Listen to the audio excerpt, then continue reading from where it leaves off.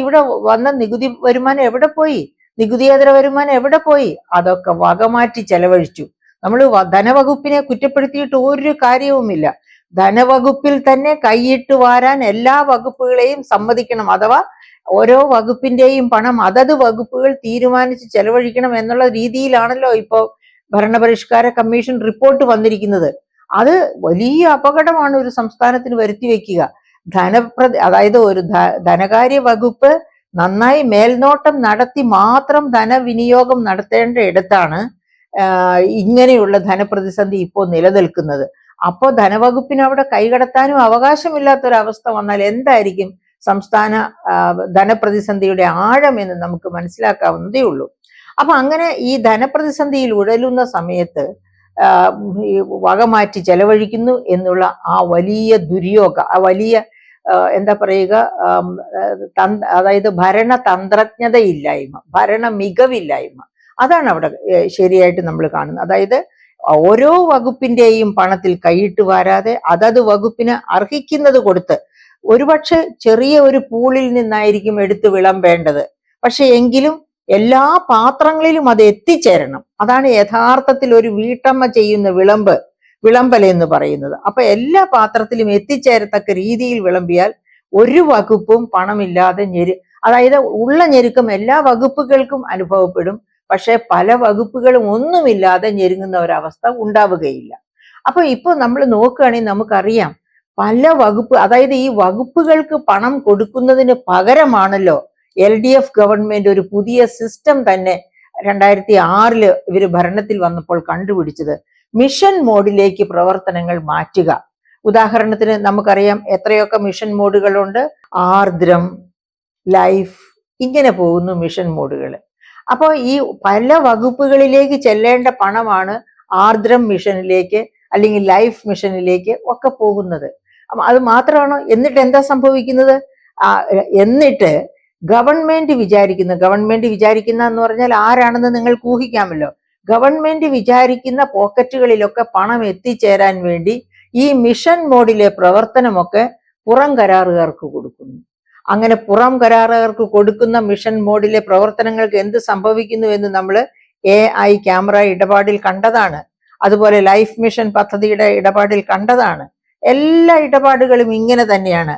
KFON ആകട്ടെ, അങ്ങനെ ഏത് മിഷൻ മോഡിലുള്ള ഏത് പ്രവർത്തനത്തിലേക്ക് നമ്മൾ നോക്കിയാലും നമുക്കറിയാം ഇതൊക്കെ തന്നെയാണ് അവിടെയൊക്കെ സംഭവം. അതായത് ചില പോക്കറ്റുകളിലേക്ക് പണം എത്തണമെന്ന് ഗവൺമെന്റിന് നിർബന്ധമുണ്ട്. ആ പോക്കറ്റുകളിലേക്ക് എത്തുന്നു. അപ്പൊ അത് ഗവൺമെന്റ്, അതായത് ജനങ്ങൾക്ക് പ്രയോജനപ്രദമായിട്ടല്ല ആ പണം വിനിയോഗിക്കപ്പെട്ടത്. അപ്പൊ നികുതി പണം എവിടേക്ക് ചോർന്നു പോകുന്നു, അതാണ് നമ്മൾ കാണേണ്ടത്. അങ്ങനെ ചോർന്നു പോകുന്ന കാര്യം മറച്ചു വെച്ചുകൊണ്ട് അതായത് നടത്തിയ വാഗ്ദാനങ്ങളെല്ലാം പരിപാലിച്ച് ഞങ്ങൾ മുന്നോട്ട് പോകുന്നു, 4ാം വർഷത്തിലേക്ക് കാലുകുത്തുന്നു എന്നാണ് ഗവൺമെന്റ് നമ്മളോട് പറയുന്നത്. അപ്പൊ ചെയ്ത വാഗ്ദാനങ്ങളെല്ലാം നടപ്പാക്കി എന്ന് പറയുമ്പോൾ നമുക്ക് ഒന്ന് നോക്കാം, നമ്മുടെ ഭക്ഷ്യ സുരക്ഷ കാര്യങ്ങളെ പറ്റി നോക്കാം. ഭക്ഷ്യസുരക്ഷ എന്ന് പറഞ്ഞാൽ ഭക്ഷ്യസുരക്ഷ ആക്ട് അങ്ങനെ ഉള്ളത് കൊണ്ടാണ് ഇവിടെ കേരളത്തിലെ ജനങ്ങൾ പട്ടിണി കിടന്ന് മരിക്കാത്തത്. 2013 UPA ഗവൺമെന്റ് കൊണ്ടുവന്ന ഭക്ഷ്യസുരക്ഷ ആക്ട് ഉള്ളത് കൊണ്ട്. അപ്പോൾ ആ ആക്ട് ഉള്ളത് കൊണ്ട് മാത്രം ഇവിടുത്തെ ഭക്ഷ്യ കാര്യങ്ങൾ കൃത്യമായും മാന്യമായും മുന്നോട്ട് പോവുകയില്ല. അതുകൊണ്ടാണല്ലോ ഗവൺമെന്റ് 2016 ഭരണത്തിൽ വരുമ്പോൾ 13 അവശ്യ സാധനങ്ങൾ വില കൂട്ടാതെ നോക്കും എന്ന് പറഞ്ഞത്. എവിടെ പോയി ആ തീരുമാനങ്ങളൊക്കെ? അതൊന്നും ഗവൺമെന്റ് മിണ്ടുന്നില്ല.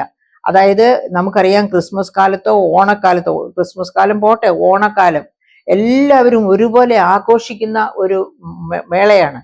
ആ സമയത്ത് പോലും ഉൽപ്പന്നങ്ങൾ, അതായത് പഞ്ചസാര പോലെയുള്ള സാധനങ്ങൾ, പല 13 നിത്യോപയോഗ സാധനങ്ങൾ വില വർദ്ധിക്കാതെ നോക്കും എന്ന് പറഞ്ഞ ഈ നിത്യോപയോഗ സാധനങ്ങൾ ലഭ്യമായ സപ്ലൈകോ ഔട്ട്ലെറ്റുകൾ തന്നെ വളരെ കുറവായിരുന്നു ഈ പോയ വർഷമെന്ന് നമുക്ക് ഓർക്കണം. അതുപോലെ തന്നെ അരിക്ക് കോൺട്രാക്ട് വിളിച്ചു, കോൺട്രാക്ട് എടുക്കാൻ ആളില്ലായിരുന്നു. എന്തുകൊണ്ടാണ്? അവർക്കെല്ലാം പഴയ കോൺട്രാക്റ്റുകളുടെ പണം കോടിക്കണക്കിന് രൂപ കിട്ടാനിരിക്കുകയാണ്. അപ്പൊ അങ്ങനെ പണം കിട്ടാനുള്ളത് കൊണ്ട് തന്നെ അവര് ഈ അരി സപ്ലൈ ചെയ്യാനുള്ള തയ്യാറെടുപ്പിന് മുന്നോട്ട് വന്നില്ല.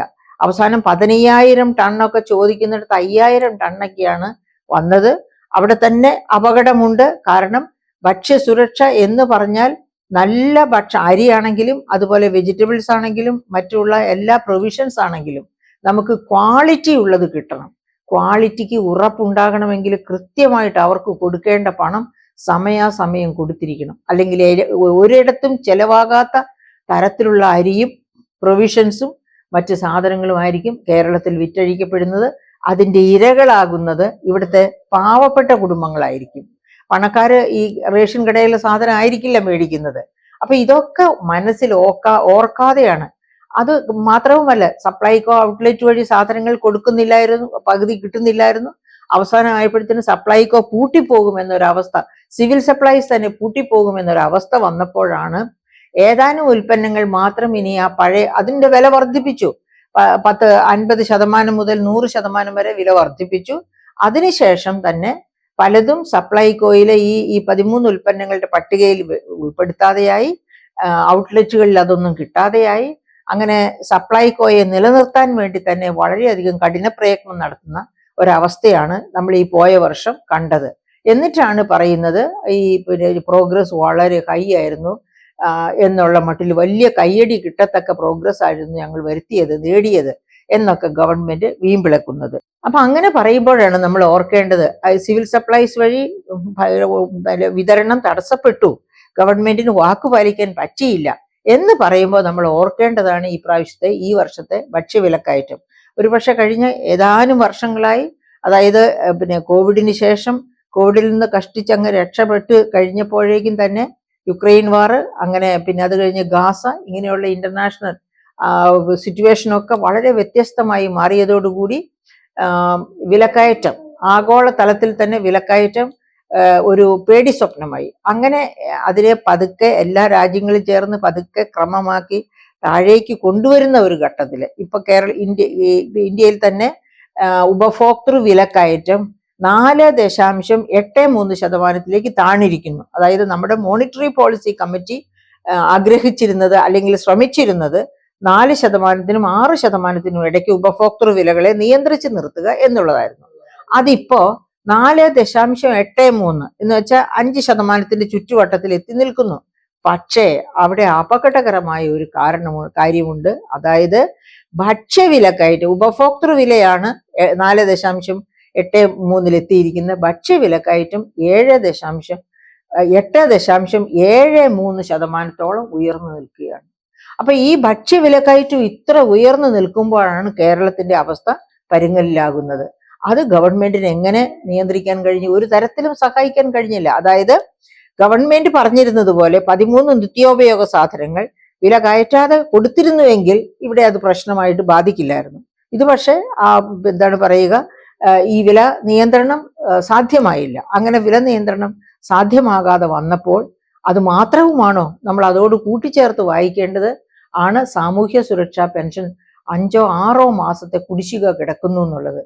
ആ പണം കിട്ടുന്നില്ല, ഭക്ഷ്യ വിലകൾ ഉയർന്നു നിൽക്കുന്നു.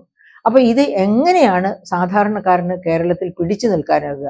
നമ്മുടെ ഭക്ഷ്യസുരക്ഷ എന്ന് പറയുമ്പോൾ നമുക്ക് അരി മുതൽ പച്ചക്കറി മുതൽ പ്രൊവിഷൻസും എല്ലാം 80%-ലധികവും ഈ പറയപ്പെട്ട എല്ലാ ഐറ്റംസും നമുക്ക് മറ്റ് സംസ്ഥാനങ്ങളിൽ നിന്ന് കൊണ്ടുവരേണ്ടതാണ്. അപ്പം ഇന്ത്യയിലെ ഏറ്റവും വലിയ ഭക്ഷ്യവിലക്കയറ്റത്തിന്റെ ഏറ്റവും വലിയ ഇരകൾ കേരളീയരാണ് എന്ന കാര്യം നാം അറിഞ്ഞിരിക്കണം.